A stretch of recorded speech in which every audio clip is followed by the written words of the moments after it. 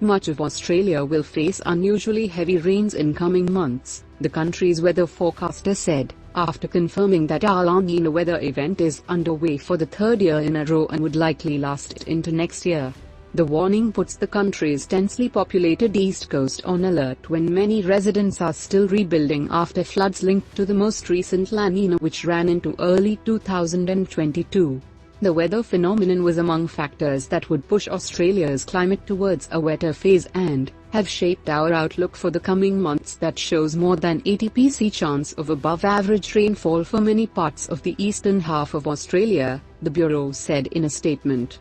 Wild weather swings in Australia brought its worst bushfires in a generation in late 2019 and early 2020. Followed by two La Niña patterns which swelled rivers beyond their banks and left thousands of flooded homes uninhabitable.